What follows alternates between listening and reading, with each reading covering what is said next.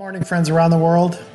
Let's begin our meditation today with another study from TED Talks titled The Rite of Passage for Late in Life with Robert Stein.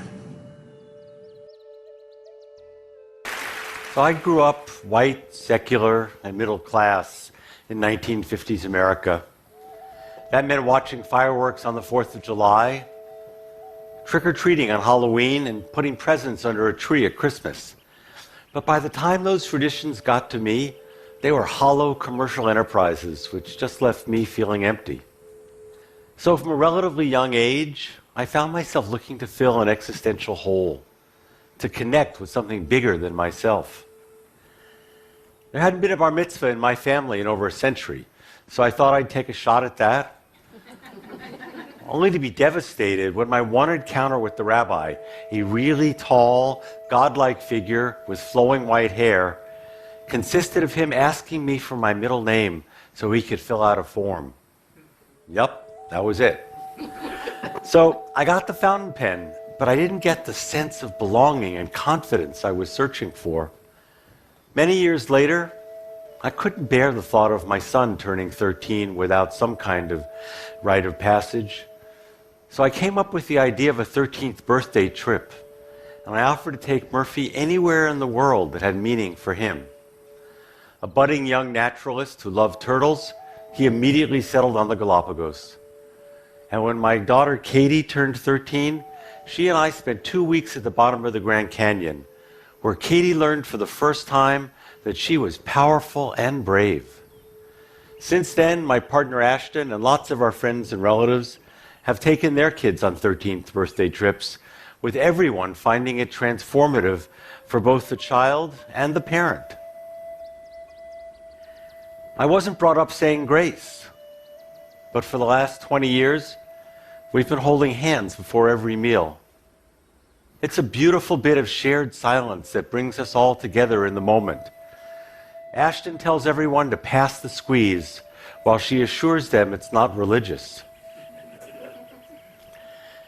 So recently, when my family asked me if I could please do something with the more than 250 boxes of stuff that I've collected over a lifetime, my ritual-making impulse kicked in.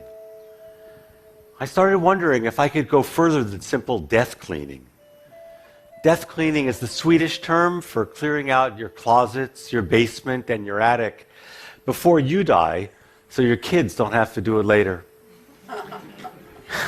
I pictured my children opening up box after box and wondering why I'd kept any of that stuff.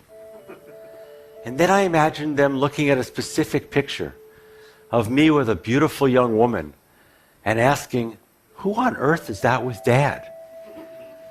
And that was the aha moment. It wasn't the things I'd saved that were important.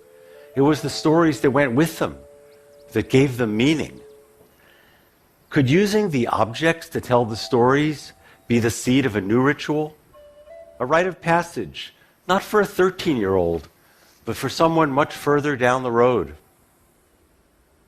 So I started experimenting. I got a few dozen things out of the boxes.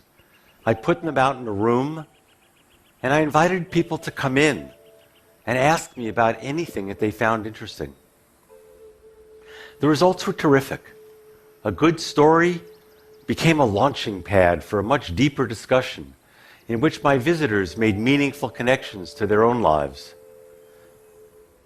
Darius asked me about a Leonard Peltier t-shirt that I'd worn a lot in the 80s that sadly is still relevant today.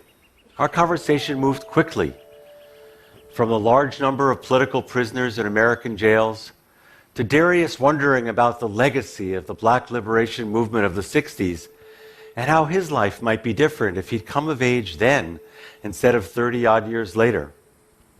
At the end of our conversation, Darius asked me if he could have the t-shirt, and giving it to him felt just about perfect. As these conversations established common ground, especially across generations, I realized I was opening a space for people to talk about things that really mattered to them. And I started seeing myself with a renewed sense of purpose, not as the old guy on the way out, but as someone with a role to play going forward. When I was growing up, life ended for most people in their 70s. People are living far longer now, and for the first time in human history, it's common for 4 generations to be living side by side. I'm 71, and with a bit of luck, I've got 20 or 30 more years ahead of me. Giving away my stuff now and sharing it with friends, family, and I hope strangers too, seems like the perfect way to enter this next stage of my life. Turns out to be just what I was looking for. A ritual that's less about dying and more about opening the door to whatever comes next. Thank you.